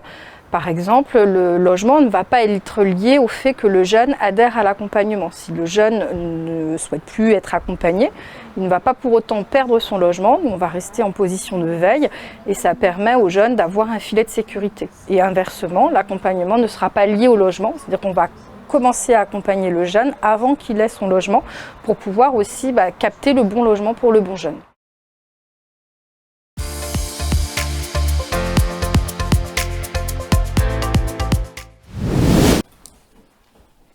Alors que durant la crise, les établissements et services ont bénéficié et fait preuve d'une immense capacité d'innovation, le secteur se heurte à nouveau à des dispositifs de plus en plus normés. Comment redonner plus de souplesse à l'échelle des territoires pour leur permettre de prendre l'initiative et sortir de la logique gestionnaire? Comment faire en sorte que les pouvoirs publics reconnaissent toutes ces actions solidaires? Pour répondre à ces questions, j'ai à mes côtés Peggy Géano, directrice de l'Orias Pays de la Loire, bienvenue, et Marc Rousseau, délégué général de la Grande École des Solidarités à Rennes, un groupement d'entités qui élabore des stratégies de recherche et d'action dans le champ des solidarités. Merci d'être à nos côtés. Alors, première question que j'aimerais poser à Peggy. Peggy, on a le sentiment que les associations ont bénéficié pendant la crise d'une très très grande liberté, parce qu'il fallait faire face, c'était l'urgence, et beaucoup de confiance d'ailleurs des pouvoirs publics, si je ne me trompe pas, vis-à-vis de beaucoup de secteurs. Et maintenant, en fait, on se retrouve, je dirais, c'est pas le monde d'après, mais c'est le monde d'avant en fait. On retrouve le carcan un petit peu administratif et financier d'antan. Est-ce que déjà vous partagez ce diagnostic? Alors merci Antoine. Malheureusement, je ne partage pas tout à fait ce diagnostic parce que quand vous parlez de liberté des associations pendant la gestion de la crise, je ne reconnais pas les associations que je représente aujourd'hui, qui sont les associations de solidarité des Pays de la Loire, puisque en fait, elles ont fait plutôt preuve d'autonomie, en fait, d'autonomie et de sens de la responsabilité dans l'accompagnement des personnes. C'est-à-dire qu'elles ont pris la main. Elles ont pris la main, elles ont fait leur travail. Elles ont fait juste leur travail. Et il ne faut pas oublier aussi que, mais on en reviendra peut-être plus tardivement, que l'ADN même d'une association, c'est d'être autonome. Elle a son propre conseil d'administration et donc ce n'est pas un service déconcentré d'une collectivité. Oui, ce n'est pas une délégation de service public. On est d'accord. D'accord, tout à fait. Voilà. Tout à fait. Alors, pour ce qui est de la situation, elle est malheureusement un peu pire, pour être clair, parce que je veux faire de l'euphémisme, mais ça, je n'y arrive pas. En effet, ce carcan administratif et financier que vous évoquez, il existe toujours, il a juste été décalé, et à ce carcan sanitaire, financier et administratif s'ajoute en fait ce carcan sanitaire auquel les associations doivent faire face, avec des équipes épuisées. Bien sûr. En particulier dans les EHPAD, on sait que la situation est très difficile. Particulièrement dans les EHPAD, mais pas que aussi, puisqu'il y a les ESAT, il y a aussi le secteur du handicap, il y a le secteur de la protection de l'enfance. Il y a énormément d'activités qui n'ont jamais cessé pendant cette crise sanitaire. Et donc, on le voit bien, et tout le mouvement partout en France est mobilisé, que ces salariés sont épuisés et attendent de la confiance et une reconnaissance des pouvoirs publics, particulièrement sur les salaires. D'accord, très bien. Alors justement, moi j'ai envie de vous poser un petit peu la même question. Est-ce que Peggy Géano nous dit que les associations ont pris la main, ont fait preuve d'autonomie justement par rapport aux politiques publiques pour répondre à l'urgence? Est-ce que vous avez le sentiment qu'un certain nombre de freins, alors sans qu'il y ait une totale liberté, peut-être que je suis allé un peu loin, mais un certain nombre de freins avaient sauté pendant la crise et qu'on se retrouve maintenant de nouveau avec une espèce de pesanteur comme ça, administrative, avec des autorisations, des choses comme ça, ou est-ce que c'est caricatural ce que je dis? Peut-être. Non, c'est pas caricatural, c'est même très, très euphémique pour le coup, parce que moi je ne pense pas que les associations ont eu une ère de liberté, elles ont été abandonnées purement et simplement. Et ça, c'est quelque chose d'extrêmement grave. On a vu des situations où, effectivement, il y avait un néant absolu par rapport aux questions qui étaient posées, aux questions légitimes qui étaient posées par des associations. Et de fait, on est sorti de cette phase-là. Alors, je ne suis pas sûr que ce soit tout à fait mieux ou un retour au monde d'avant. On sort de trois grandes crises, une crise terroriste, une seconde crise sociale, celle des Gilets jaunes, une crise sanitaire. Il ne faut pas oublier ces trois couches-là, ces vagues successives qui sont extrêmement délitantes pour le corps social. Et aujourd'hui, de fait, une réponse hyper gestionnaire qui revient à la surface est totalement inadaptée, mais véritablement totalement inadaptée. Alors, à moins de vouloir une société qui soit une espèce de plat d'endive humide, c'est pas ce qu'on cherche, et je crois qu'il y a une vraie alerte. Et l'alerte, on l'a notamment à travers les questions qui ont été d'ailleurs posées tout à l'heure autour du management des équipes, mais aussi de l'attractivité. Et de l'attractivité, notamment par rapport aux jeunes en formation qui finissent par se dire « mais moi j'ai bien envie de faire quelque chose dans ce secteur-là. J'y vois du sens. En revanche, si c'est répondre à un cadre normé aussi asséchant, j'en veux pas et j'arrête. » Tout à fait. Donc c'est une alerte où je rouge. ne m'engage pas. Ou je ne m'engage pas, mais finalement j'arrête éventuellement la formation, je passe à autre chose, parce que je n'ai pas ce que j'avais imaginé pouvoir donner dans une association qui a normalement justement autre chose à faire qu'à répondre à une commande publique. D'accord, justement. Alors justement, comment est-ce qu'on peut arriver à impulser ce sens et à justement redonner un peu des marges de manœuvre aux acteurs associatifs, justement pour innover et être à nouveau quelque part attractif pour les jeunes générations, mais aussi attractif pour les salariés qui sont aussi en place? La réponse est dans la question, c'est la souplesse. Ouais. C'est-à-dire que c'est vraiment dans la souplesse, c'est dans la capacité... Et ça veut dire quoi la souplesse en fait? C'est la capacité à... Alors Denis Pifto le disait tout à l'heure, mais c'est la capacité à voir transversal, c'est la capacité à créer des écosystèmes territoriaux qui soient favorables effectivement à la création de solutions qui ne sont pas des solutions internes à chaque acteur ou à chaque groupe d'acteurs, mais véritablement qui embrassent l'ensemble du territoire. Enfin, ce sont peut-être des mots un peu faciles, mais en réalité, c'est bien de ça dont il s'agit.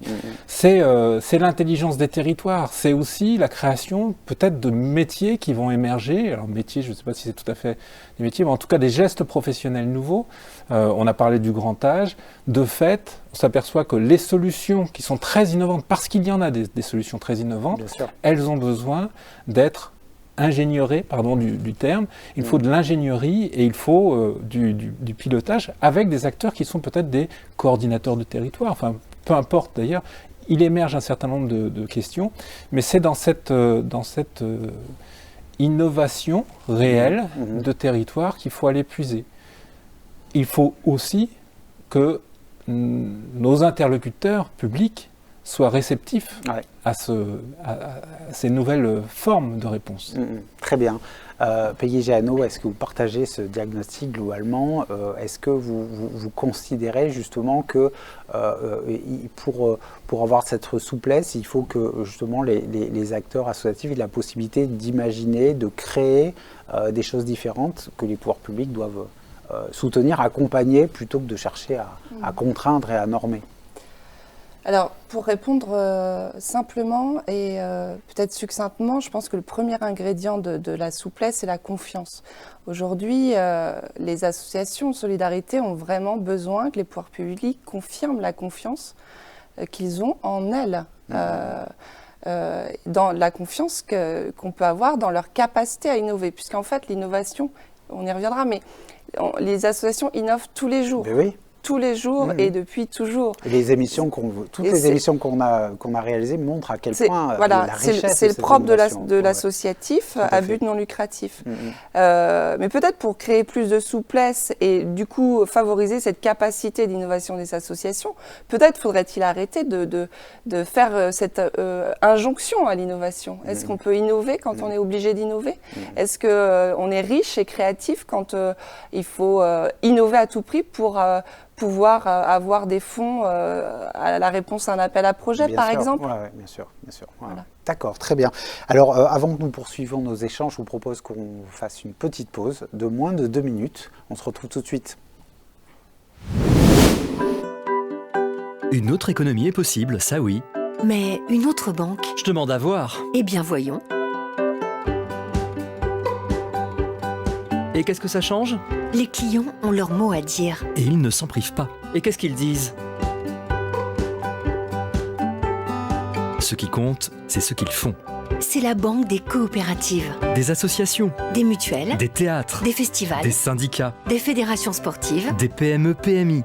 On appelle ça des personnes morales. Des personnes qui entreprennent autrement. Ça, on peut dire qu'elles ont le moral. Et les personnes physiques alors? C'est la banque des particuliers qui se ressemblent. Mais enfin, c'est une banque, pas un club. Justement, on parle d'argent là. Avec des produits engagés bien pensés, tu peux agir. Ton compte t'ouvre des tas de moyens d'action. Pour moi, agir, c'est financer ce qui est utile. Moi, c'est la solidarité mondiale en premier. Et l'insertion alors? La culture, qu'est-ce que vous en faites? Croyez-moi, l'essentiel, c'est l'emploi. Oui, l'emploi dans les territoires. À condition de développer l'écologie. Le bio. Les énergies renouvelables. Bon, vous voyez, il y a de quoi faire. On commence quand?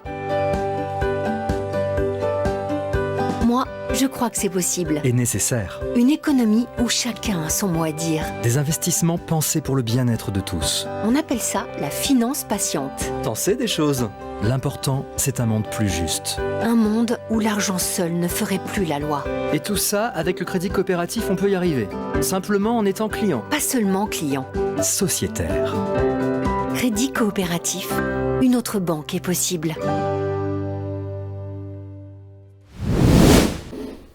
Alors on va prendre une question internaute, c'est une question de Sandrine. Les pouvoirs publics ne semblent pas se rendre compte de toutes les solidarités présentes dans les territoires. Comment changer la donne? Alors la question est vaste. Marc, je me tourne vers vous. On a l'impression effectivement, juste pour préciser la question, qu'il y a un ensemble de solidarité qui se joue dans les territoires, qui passe peut-être en dessous des radars de l'action publique, des pouvoirs publics. Et ça peut être des solidarités qui sont d'ailleurs de nature associative ou même de l'ordre du collectif aussi. Voilà. Comment est-ce qu'on peut faire en sorte que justement les pouvoirs publics soient plus conscients en fait, de toutes ces solidarités? Alors, la question est particulièrement vaste. D'abord, c'est vrai que ça fourmille. La question des solidarités, si on l'aborde justement de ce point de vue-là, c'est pas seulement du travail social ou de l'intervention sociale, mais la question des solidarités fourmille d'expérimentations de tout genre, avec des bricoleurs de génie, bien sûr, des artisans d'art, dans les associations, en dehors des associations, avec des professionnels, avec des bénévoles, mélangés, pas mélangés, mais aussi des pouvoirs publics. Il ne faut pas non plus les sous-estimer. Oui, les décorréler, oui, bien sûr. Oui, il y a beaucoup de collectivités locales qui s'engagent justement aux côtés des tout à fait. acteurs. Et qui d'ailleurs n'ont pas forcément dans leur culture la réponse et osent imaginer un design nouveau de service par un certain nombre de reprise en compte justement de ces inventions qui peuvent être des inventions de génie. Vous avez cité la Grande École des Solidarités, c'est vraiment un axe de travail pour nous qui est la rencontre entre ces mondes, entre les solidarités de droit, les solidarités d'engagement, le monde associatif, les dirigeants du monde associatif, les dirigeants des collectivités territoriales. Et là, on a un véritable besoin de travailler cette... Alors, on parle beaucoup des acteurs, mais il faut parler des auteurs aussi. C'est-à-dire que ce ne sont pas que des acteurs, il y a des auteurs, et ils créent quelque chose. Alors, la difficulté, j'en vois quand même deux rapidement, c'est, premièrement, il y a beaucoup d'initiatives qui tombent à l'eau, qui ne vont pas plus loin que le premier coup. Donc, passer de l'expérimentation à l'innovation, c'est un schéma qui doit être soutenu. On n'est pas forcément tous super créatifs, super inventifs, mais donc là, il y a une responsabilité sociétale d'ailleurs, qui est de faire en sorte que ces idées-là, elles puissent trouver leur marché en quelque sorte. Tout à fait. La deuxième, c'est plutôt une alerte. Le deuxième aspect, c'est plutôt une alerte par rapport à cette question, c'est le fait qu'il peut y avoir une course tout simplement au financement. Les startups, le mode startup favorise, privilégie ce système-là. Et il peut y avoir des effets pervers à ça, c'est-à-dire des effets notamment dans la durabilité. On est capable d'aller chercher 3 millions d'euros. Est-ce qu'on est capable d'inscrire durablement le service qui va être créé à partir de ce mode start-up? Il faut être assez vigilant, il ne faut pas se laisser forcément embarquer par la tendance. Startup Nation, c'est ça? Voilà, tout à fait. D'accord, ok, et donc, très bien. C'est un vrai sujet de rencontre qu'il faut créer entre ces mondes publics et cette innovation fourmillante. D'accord. Il y a une question derrière tout ça, qui est la question quand même du politique, ça a été évoqué par un certain nombre de nos interlocuteurs précédemment, c'est le politique et la question du sens. Et la question du sens, c'est bien sûr deux choses bien connues, c'est la direction et la signification. Aujourd'hui, il y a de la direction, ça on peut pas, on sait dans quelle direction on va. La signification, c'est un petit peu moins vrai. Donc il faut redonner aussi du politique à cet ensemble qu'on appelle les solidarités, au risque d'avoir un émiettement justement de ces initiatives qui ne trouvent pas forcément la direction et la signification qu'il faudrait. D'accord, donc on est parti très très loin avec Marc Rousseau. Peggy, est-ce que vous voulez raccrocher les wagons par rapport à cette question effectivement très vaste de reconnaissance de toutes ces solidarités dans les territoires? Alors, je vais tenter, en tout cas, ce que je vois, plusieurs choses. La première chose, c'est quand on dit pouvoir public, c'est très vaste et il y a quand même différents niveaux. On ne peut pas dire que toutes les solidarités ne soient pas connues des pouvoirs publics, ce n'est pas vrai. Et de quel pouvoir public parlons-nous? Une commune connaît les solidarités mises en œuvre sur son territoire. Un département maîtrise aussi à peu près les associations, les actions autour de ses champs de compétences, etc., etc., etc. Après, c'est comment, de toutes ces diversités et de toutes ces initiatives et de toutes ces strates, on arrive à en faire quelque chose de méta et de vraiment visible, mais aussi visible en direction du grand public, de tout public. Parce que moi, je pense que l'enjeu de la solidarité, c'est aussi de faire comprendre à chaque citoyen que ça le concerne. Que ça le concerne, puisque la personne vulnérable, on est tous concernés par le sujet. Bien sûr. Et d'arriver à connecter un peu ces univers qui ne se parlent pas toujours. Hein. On a l'impression qu'il y a le secteur de la solidarité et le reste du monde. Et le reste du monde, tout à fait. En fait, c'est effectivement entremêlé. Oui. Et le deuxième niveau de réponse, c'est l'action des associations et de l'UNIOPS et des URIOPS et des têtes de réseau, puisque l'action que nous proposons aujourd'hui aux adhérents et à ceux qui veulent bien nous rejoindre aujourd'hui, c'est justement de rendre visibles ces actions et ces solidarités. Et donc de toujours travailler sur, de donner la parole à la fois aux acteurs de terrain, mais aussi et surtout, n'oublions pas les personnes concernées. Ouais, d'accord, très bien. Alors justement, pour évoquer cette thématique du manque de reconnaissance des acteurs de la solidarité par les pouvoirs publics, entendu effectivement au sens large, je voudrais donner la parole à Cécile Coutan, directrice de l'association Les Forges Médiation à Nantes. Cécile Coutan, est-ce que vous m'entendez ? Oui, je vous entends. Bonjour. Bonjour. Est-ce que vous pouvez nous présenter en quelques mots les Forges Médiation ? On est venu vous voir pour préparer l'émission, mais j'aimerais quand même que vous nous présentiez en quelques mots votre belle association. Bonjour à tous. Donc effectivement, les Forges Médiation, c'est une association qui est basée à Nantes, qui existe depuis 2008. Dont l'objet est de promouvoir la médiation sociale comme choix de politique publique pour lutter contre les inégalités sociales, territoriales et de santé. En allant vers et en activant des liens entre les personnes en situation de précarité et de vulnérabilité et avec les différents acteurs de proximité, on considère que la médiation, elle contribue au mieux vivre ensemble sur les territoires et au fait aussi que chacun ait et trouve sa place dans notre société en tant que citoyen. Donc aujourd'hui, les Forges, c'est 3 services. Un service de médiation sociale qui vise à créer des espaces de dialogue entre les habitants et leur environnement pour contribuer donc au mieux vivre ensemble. Donc on intervient plus particulièrement sur les aires d'accueil, les terrains familiaux, les bidonvilles.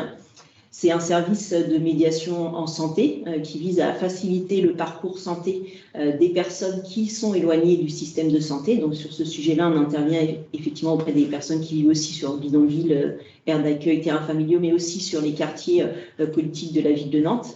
Et un service de médiation locative qui vise à rétablir un dialogue constructif entre les locataires d'habitats sociaux et leurs bailleurs pour éviter les expulsions locatives. Aujourd'hui, on est 24 salariés au niveau de la structure. Très bien. Alors, moi, je voudrais qu'on puisse connecter votre intervention avec nos discussions en plateau et vous poser une question simple. Quels sont les leviers qu'on pourrait mobiliser justement pour que les acteurs associatifs soient mieux reconnus, toute cette capacité d'innovation qu'ont les acteurs associatifs soit mieux reconnue et perçue? Alors, il y a une très vaste question. Et alors, il y a plusieurs leviers. Moi, j'en citerai 3 particulièrement. Donc, tout d'abord, le fait de promouvoir le décloisonnement des politiques publiques pour répondre de manière coordonnée aux besoins sociaux qui ne sont pas actuellement couverts, ou en tout cas pour lutter contre les inégalités sociales. Et donc, par effet ricochet, c'est la question du décloisonnement des financements associés pour éviter la segmentation des réponses et des solutions qui sont proposées. Donc, ça a été évoqué tout à l'heure par les précédents intervenants. Il y a un deuxième levier aussi qui me semble important, c'est comment on investit davantage dans la question de la communication. Voilà, comment, effectivement, il a été évoqué la question du fourmillement d'initiatives, mais comment on communique davantage sur ce qu'on fait et comment on met davantage en avant la dimension qualitative de nos interventions avec la notion d'impact social, d'utilité sociale et du coup comment on essaye de travailler à des recherches d'alliance avec notamment le secteur de la recherche où on pourrait effectivement travailler sur des financements de projets de type recherche-action et donc du coup comment les politiques publiques peuvent financer ce type de projet. Un dernier levier aussi qui, pour moi, est de pouvoir réinterroger le modèle associatif. Finalement, on peut se questionner sur est-ce que ce modèle est adapté à nos structures aujourd'hui employeuses. Voilà, alors que ça a été évoqué aussi tout à l'heure, on est confronté à la question de la gouvernance, du renouvellement de nos gouvernances, avec des fois des administrateurs qui peuvent être alors parfois déconnectés des réalités de terrain, où finalement c'est les salariés qui sont davantage impliqués dans le portage du projet politique de la structure, donc ce qui questionne effectivement la question de la répartition des pouvoirs. Donc on peut s'interroger sur comment revisiter ce modèle-là, comment est-ce que finalement tout le mouvement des coopératives peut-il prendre sa place dans la question des solidarités, et du coup ça oblige à interroger ou à re-questionner le législateur sur le sujet, parce qu'aujourd'hui, effectivement, le mode de contractualisation au niveau des politiques publiques, il est très orienté la question des subventions est majoritairement fléchée pour des modèles associatifs. Donc on peut effectivement se questionner sur ce modèle-là, est-ce qu'il est aujourd'hui adapté? Très bien, Cécile Coutan, je vous remercie. Alors moi, j'aimerais rebondir avec vous, Marc, sur deux éléments de l'intervention de Cécile Coutan. Moi, j'en ai une en tête, et c'est la dernière, c'est le fait d'interroger le modèle associatif. Est-ce que, à votre avis, c'est un axe qui mériterait d'être réfléchi, justement, pour favoriser cette meilleure reconnaissance, en tout cas pour valider, il est vrai, l'implication des salariés dans la gouvernance associative? Ça bouleverserait un peu le modèle, on est d'accord, puisqu'on a... Ouais. Alors, ce n'est pas une question neuve, quand même, puisque c'est une question qui revient en boucle depuis une quarantaine, peut-être une cinquantaine d'années, ou peut-être plus. C'est la question des équilibres, et la question a été évoquée du pouvoir, c'est la question des équilibres de pouvoir. On sait qu'il y a des dérives, on sait qu'il y a des affaissements de la bulle politique parfois par rapport à la bulle stratégique, et on a des associations qui ont de véritables PDG, d'autres qui ont des DG qui sont plus ou moins présidents. Enfin, tout ça sont des déséquilibres, sont des choses qui se travaillent, mais qui sont des dysfonctionnements associatifs. Donc, je ne suis pas sûr qu'il faille forcément remettre en cause le modèle associatif qui a beaucoup d'intérêt, notamment par son caractère non lucratif, c'est pas une mince affaire. En revanche, c'est vrai qu'il y a des évolutions à apporter. Et alors il y a des évolutions à apporter, notamment par rapport à tout ce qui existe aussi autour et qui n'est pas forcément construit sur un modèle associatif. Les coopératives, mais aussi des mouvements citoyens, des coordinations citoyennes, des collectifs, qui sont multiples et qui ne trouvent pas forcément la même réponse, alors pour le coup, que le secteur associatif. Il y a une réinterrogation, j'allais dire, d'hygiène à apporter dans le secteur associatif, notamment par rapport à cette question de la relation entre les trois pouvoirs, politique, stratégique et technique. Mais ça, c'est une question qui est régulière et c'est le bon management qui doit s'emparer de cette question. D'accord. Est-ce que c'est le moment, Peggy Jeannot, de se poser cette question-là, et est-ce que ça peut être vraiment une piste de réflexion pour renforcer, pour contribuer à redonner du sens aussi à l'intérieur des associations? Alors, on ne va pas parler en général, puisque des fois ça fonctionne très bien, mais des fois on a le sentiment justement que, comme dit Marc, il y a une espèce d'affaissement politique. Est-ce que ça peut être une occasion de reposer les bases de ce fameux modèle associatif qui existe depuis 1901 ? C'est ça, 120 ans. Ah oui. Je rejoins Marc en fait sur le triptyque politique, stratégique et technique qui se pose depuis plusieurs décennies et on sait bien que dans chaque association, il y a un équilibre au quotidien à maintenir entre les prises de décision, la déclinaison stratégique, le politique, l'opérationnel et que tout ça, puisqu'on parle de sens, de valeur et d'enjeux, parfois ça se mélange, ça s'entrelace et puis ça nécessite des arbitrages au quotidien. Néanmoins, loi 1901, 120 ans, force est de constater qu'on n'a quand même pas trouvé mieux en matière d'innovation, d'adaptation et de souplesse. Parce que ça nous permet malgré tout de répondre rapidement à des besoins de territoire, quels qu'ils soient, puisque les associations, alors j'ai pas les chiffres, mais enfin il y en a un certain nombre en France. Et puis j'attire l'attention aussi, un point de vigilance aussi sur la remise en cause potentielle de ce modèle-là. C'est-à-dire que quand même, ce sont à l'intérieur de nos associations de territoire en territoire, composées très souvent de citoyens acteurs de leur territoire, qu'on retrouve en fait le plus de solidarité, que ce sont ces acteurs qui tissent le fameux lien. Monsieur Pifto tout à l'heure parlait de rupture. Eh bien en face de ces ruptures de vie, on a les liens, les tisseurs de liens, ben, ce sont ces associations et puis ces bénévoles qu'on retrouve dans ces conseils d'administration et dans ces bureaux qui ont en effet un rôle de portage politique. Ce sont des personnes désintéressées qui ne sont pas rémunérées et en ça, déjà d'une, j'ai envie de les saluer, de deux, leur dire qu'ils sont nécessaires et de trois, qu'il en faut plus. Donc moi, j'aurais envie plutôt de motiver les troupes pour que de nouveaux acteurs rejoignent le mouvement associatif. D'accord, très bien. Je vous remercie beaucoup, Peggy et Marc. Nous avons pu prendre conscience donc, tout au long de l'émission que cette notion de protection sociale couvre un spectre très large, interrogeant sans doute la manière dont nous voulons vivre les uns avec les autres et le regard peut-être que portent les pouvoirs publics aussi sur les acteurs de la solidarité. Je vous rappelle que le dernier cahier technique de l'UNIOPS évoque largement ce sujet, un document que vous pouvez vous procurer en vous rendant sur le site de l'UNIOPS. Cette thématique majeure sera également au cœur des débats du prochain congrès de l'UNIOPS les 13 et 14 janvier à Rennes.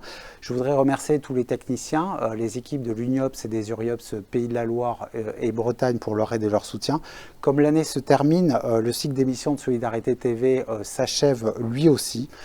J'ai été vraiment ravi de partager avec vous tous ces débats passionnants. Et je tiens à saluer tous les penseurs, les acteurs, le réseau URIOPS, mais aussi les spectateurs qui ont contribué à faire vivre cette émission. Je tenais aussi à remercier tout particulièrement le Crédit Coopératif, sans qui cette aventure n'aurait pas pu avoir lieu. Et j'espère que nous nous retrouverons très très vite. En attendant, je vous souhaite une très belle journée sur Solidarité TV.